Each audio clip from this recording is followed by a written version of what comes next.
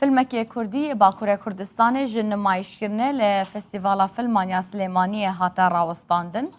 Kompanya berhemhênera film jî ragihand reveberiya Festîvala Zanîk û film li sala 2019 hatiye berhemanîn.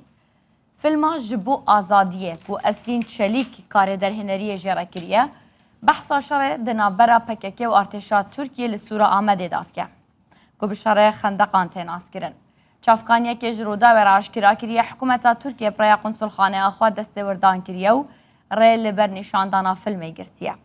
Biryar bû li 18 mehê filmê ji bo azadiyê bihata nîşandan lê pîşandana filmî ji aliyê Rêxerên Festîvalê ve hatiye radkirin. Li gor Rêxerên Festîvalê rakirina filmê sedema wê ew e ku ev film li sala 2019 hatiye berhemanîn. Festîvalê da tenê filmên sala 2020 da berhemanîne tên nişanîşkirin lê komîna filma ya Rojava ragihandiye. Ser lêdana filman li ser platforma Film Freeway pêk tê di wê derê da bi tu rengî behsa sinûrdarkirina salên nehatiye kirin. Me neçar ber bi şer vedibe. Dijmin amadekariyên mezin kiriye. Bê ku her milî de êriş bike. Alî şager. Em mûkena te wiyên îşegal zilama. Yê çû wataya xapandinê nebûye. Hadi oğlum, ilerleyin. Birêz Daner Umer, Rêveberê Festîvala Navdewletiya Filmaniya Silêmaniyê paweke rasteraz ji Silêmaniyê mêhvanê me ye. Kak Daner, hûn xeratin gelek spas bi hewa. Bûçî filmê ji bo azadiyê li filma Festîvala Silêmaniya Navdewletî hate rawestandin. Bûçî nehat nişanîşkirin. سلااو لێ لە بینەرەکان طبعاً ئێمە لە فستیڤالی سلێمانی و فیلمەمان بڵێن قەدەغە نەکرۆ لە نمەش بەڵکو لە پرۆگرام دوورمان قسۆتەوە هەڵبەت خۆی بەڕێزیان دوێنێ ئەرسین چەلیک بانگێشمان کرۆ بۆ فستیڤالی سلێمانی پێمان وتووە ئێمە ڕوڵێکمانێت قانونێکمانێت لە فستیڤالی سلێمانی هەر فیلمێ ئینتاجی 2019 بێ ئێمە ناتوانین بیخێنە پێش بڕکیەوە فیلمەکەی وا بڕیار بوو لە سەعات 10 شەو نمایش بکرێ کە دادوەرەکان بێن سەیریکەن وتمان ئەبێ بمان بووری ئەم فیلمە لە سەعات دە ناتوانین نمایشیکەین ئەی خێنە سبەی نییە لە بەشی سپیشەل سکرین نمایشەکەین بەڵام بەداخەوەم هاوڕێیانە وعدیەوەشم پیان وتم دڵنیا بە مۆزوعەکە سیاسی نییە چکە فیلم هەیە لەسەر هەمان مژاران کە لەسەر مەسەلی فەوەرزی تووتڕک کە لای ئێمە فستیڤالی سلێمانی کە لە تایبەتمەندەکانیەوە کە سەکۆیەکی ئازادە نمایش هیچ فیلمە ناکا ئێمە ساڵانە ببینی فیلمی محەممەد ڕەسوڵ الله کە لە هەموو وڵاتانی عەرەبی قەدەغەکرا ئێمە نمایشمان کرد بەم هەوەڕێمان و دوتمان سبەی نییە لە هەمان کاتا بۆ نمایشەکەینەوە بەڵام لە دەروی کۆمپیتیشنیان نەخێرە بێ ئەم شەو بێ بار حاڵوتی زۆر باشەواکەین کە سبەی نە بۆمان نمایش کرە بەڵام من شۆک بووم کە لە ڕاگەاندنەکانە لە فیلمەکەمان بۆ وەزعی سیاسیەوە بەڕاستی لیان نیگەرانم ئەمە جۆرێکە لە پرۆمۆتکردن بۆ فیلمەکەی خۆیان و بەڕاستی ئەبێ داوای لێبوردنیشکەن لەوەی کە کردویانە یعنی ئێوە قسەی کومینە فیلمانیا ڕۆژاوە کە لێدوانێکیان بەڵاو کردووە دەڵێن لە گوتوبێژەکانماندا ئێمە ئاسایی بوو کە لە بەشی پێشبڕکێ دەربهێنرێ لێ نابە نیشاندانا فیلمی یا پلانکرییا پێویست بێتە قەدەغەکردن یان ڕاوەستاندن ئەڵێن ئێمە ئاساییە لە پێشبڕکێ بچینە دەرەوە بەڵام ئەبێ لە کاتی خۆیدا نمایش بکرێت یان پیشان بدرێت ئەوان وایان گوتووە ئێوە وەڵامی ئێوە بۆ ئەوان چییە و باسی هەنێک تەسیری دەرەوە لەسەر ڕێکخەرانی فیلم فستیڤالەکەن ئێوە وەڵامی ئێوە بۆ ئەوان چییە؟ هیچ کەس ناتوانێت تەسیر لەم فستیڤالەکە ئەگەر ئەم فستیڤالە بگاتووی کە تەسیرات دروست کات ئەیوەستێنی چکە ئەمە ئەم فستیڤالە سەربەخۆی خۆی هەیە بەداخەوە ڕازگۆ نەبوون لەو شتەیە بەڕاستی سەرێشیان بۆ دروستکردین من زۆر ینی احترامی شتەکەی ماگرت بەڕاستی ئێستش پێتەڵەمە بێت داوای لێبوردن کەن لەو مەسەلەیە هیچ حافیان لە مەسەلەکەیا کرد من پێم وتن سبەی نییە بۆتان نمایشەکەمەوە ئەم شەو ناتوانم لە کاتی خۆیان نمایشکەم لەبەرەوەی من دادوەرەکان 5 کەسن ناتوانم بیانێنم سەیری فیلمێ بکەن کە فیلمەکە لە دەروی ئاوت کۆمپەتیشنە ئەوان زۆر مسربین لەمە لێرەوە قسەم بۆ کردن لێرەوە هاتنە دەرەوە نازانم چەند کەسیان ساحیبی ئەم فیلمە بوون لە دوێنێەوە 10 کەسیان هاتوون بەنای ئەم فیلمەوە قساکەن لەنا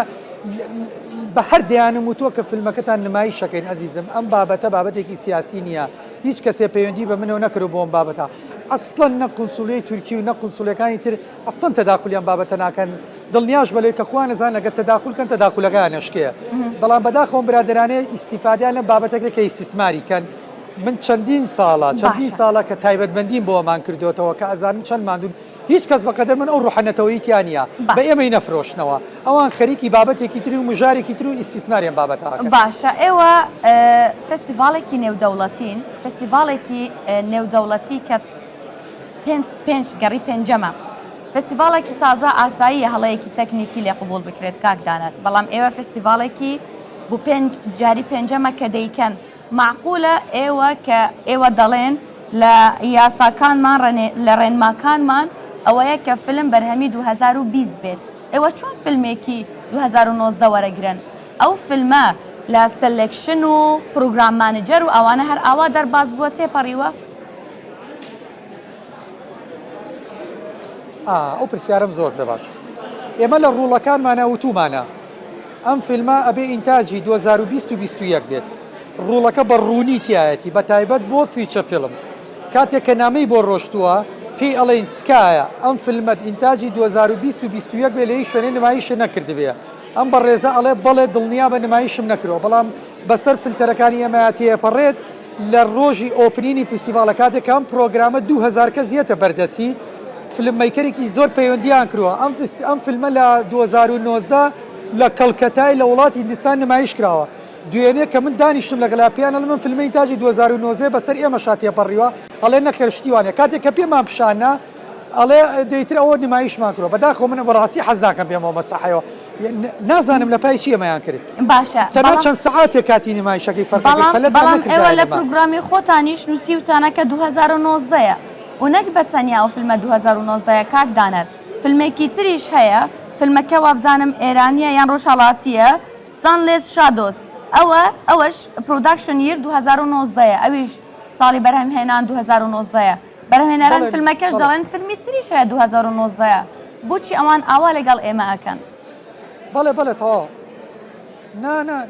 کشەکان 2019 خۆمان نووسمە ئەوە کاتیگۆرەکەی جیاوازە ئەمە دۆکۆمنتریە لەبەر مەسەلەی کۆنا کۆمەڵ بەس بۆ فیچە فیلم و شۆرت فیلم ئەم قانونە شمولەکە بەڕوونی لە ڕوڵەکانمانە هەیە لەکوێ ئێوە ئەو ڕوڵەتان هەیە لە فیلم فریوەی بەڕاستی منیش هیچ ڕوڵێکی ئەوام نەبینی لە فیلم فریوەی سری نەمبینی بەس باسی کاتەکە دەکەن تۆ بەشێکی بن ئێستا دڵنیا بەتیایەتی لە فیلم فریوە بڕۆ ڕوڵەکانمان بە سەیری مەکە شۆمۆ بکە هەمووی تایە کە ئەڵێ ئەمە بەس بۆ فیچە فیلمە دۆکۆمنتری ناگرێتەوە ناو خۆی و ئینتەرناشناڵ تەنها بۆ کاتیگۆری شۆرت فیلم و بۆ فیچە فیلمە یعنی ئەمە خۆیان زۆر باشە زانن ئەم هاوڕێیانە پێم وتن دوێنێ من کاگاوراز کە یەکێکە لەوانی کە فیلممیکەرێکی خۆمانە دانیشت بوو بەڕوونی پێم وتووە بەس ئەم شەو لەسەرمان بۆ سنسمێنێ بۆتان نمایشەکەینەوە وتیان باش شەو ئەمەڵیان نایەوە ئەم بابەتیان کردیان بەغڵاکی علامی ئاوا پرۆمۆت بۆ فیلم ناکەی هونەر بۆ بشێوە ناکرێت بەڕاستی لیان نیگەرانم ئەمڕۆ دوێنێش پێم وتن داوای لێ باشە کاکدانەت من ئەمەیە بزانم ینی ئێستا ئێوە دەڵێن ئەوە زەختێکی سیاسی نییە نەکراوە و بەڵام زانیاری ئێمە دەڵێت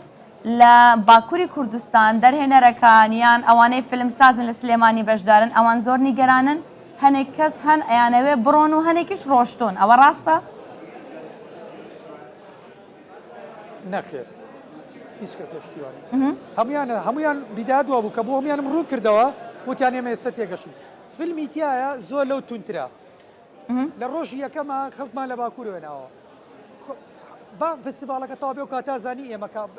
بە هیچ شوێ ناچینەوە باشە ئەم هاوڕێیانە خەریکی سیسمارکردنیان بابەتن خەریکی پرۆمۆتکردنی فیلمەکەیانن باشە ئێستا فیلمیش بۆ ئازادیە لە ناو فستیڤال پیشانەدرێ یان نە فیلمی ji بۆ ئازادی لە ناو فستیڤال نیشاندرێ بەمەرجێ داوای لێبوردنکەن چکە هیچ حافیان بۆ بابەتە کرد یعنی تاوەکو ئێستا نمایش نەکراوە باشە تاوەکو ئێستا فیلمەکە باشە تاوەکو ئێستا فیلمەکە پیشان نەدراوە نەخێر خۆیان داوایان کرد داوایان کوتیان ئەگەرم شەو نمایش ناکرێت ڕایگرن ئۆکە ڕێسی بڕیارەکەمان گرتن کە بینیمان شەو لە تەلەڤیزیۆن و لە ئەعلامە و شتان نایەوە دوێنێش نوێنەریانە تۆ قسەمان لەگەڵ وتمانە داوای لێبوردن کە لەو شتێک کە تەسەورمان ناکرد کردیان ئێستاش داوای لێبوردن کە ئێمە بە شوێکە مامەڵیان لەگەڵ کرێت چکام شوێنە حرەمی خۆی هەیە بەڕاستی ئێرە سلێمانیە ئێرە پایتەختی ڕۆشنبیری ئێرە سەکۆیەکی ئازادە ڕێ بە هیچ کەسێک نایەن دوێنێ لە پانێڵەکەی نووری بەڵگەجەیلانە کۆمەڵێکیان سەکۆکان بەکارێنا بۆ کۆمەڵی تایبەتمەندی خوان تکایان لێکم نەبنە مای سەرێشە لەم شارەیە هەرەوە ناڵێ باشە بەڵام ئەو میێوانانە هەر خۆتان داواتان کردووە هەر بەرهێمنەرانی فیلمیش دەڵێن ئێمە لەسەر بانگهێشتی ئێوە هاتوون ئێوە کە باسی سەرێشەکەن باسی چ سەرێشەیەک دەکەن کاکدانەر بەڵێ بەڵێ ئێستا سەرێشەیان دروست کرد سەرێشە چییە؟ ئەوان میوانی من بوون ڕێزم لێگرتن بانگمان کردوون فیلمێک سەرێشە ئەوەیە کە لە هۆڵەکانە خەڵکە نێرن و چەپڵە و تافی سیاسیە کێشن ئەمە بەڕاستی جێ قوبوڵ ئەوە کێشەی بۆ ئێوە دروست کردووە؟ شوێنێکی هونەریە ناڵین بەڵێ لە کەسێکی وەک نووری بەڵگەجەیلان کە فیلممیکەرێکی گەورە دەرهێنەرێکی تورکیا گەورە دەرهێنەرێکی جیهانیە دوێنێ کەسیان هەستاوە قسە بە حیزبەکانی تورکیاڵێن باسی کورتکوژیەکەن باسی یعنی بەڕاستیەوەی کە دوێنێ ڕوویاجێ نیگەرانی بوو لە دوای ئەوەی کە ئەمە ڕوویاوە من هەر ئەوەنداڵێ ماڵم نەبنەمایی سەرێشە ئێرە شوێنێکی کولتوری و هونەریە فستیڤالی سلێمانی سەکۆیەکی ئازادە بەڵێ بە حەزەکەم شیاکان ڕوون بێمە فستیڤالی سلێمانی قەزێشە جگەلەوە پەیامی تایە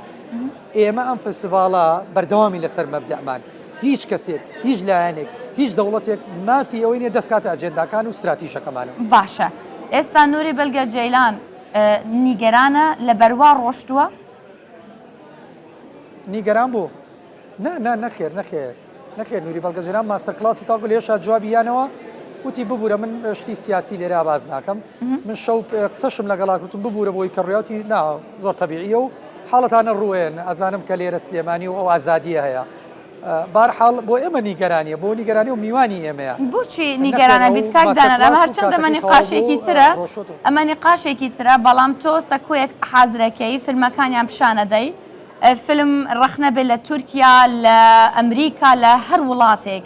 بۆچی ئەو ڕەخنانە ئێوە نیگەرانەکەن یان بەو ڕەخناناڵێن سەر ئێشە خاتوونجان ئەمە فستیڤالێکی هونەری و فیلمە کەس بۆی نییە حرەمی مەسەب و نەتەوەیەکی تر بشکێنێ تۆ ناتوانانی لەسەر لێرە قسە بە سەرۆکی دەوڵەتێکی تر بێ ڕێگەش نان هیچ کەسێ لێرە حرەمی ئەم شارەوە هەرێمی من ببەزێنێ ئەمە شوێنێکی هونەری و کولتوریە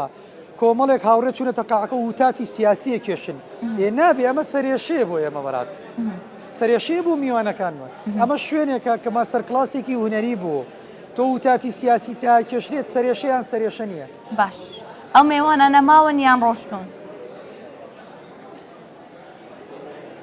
هیچ کەسێک نەڕۆیوە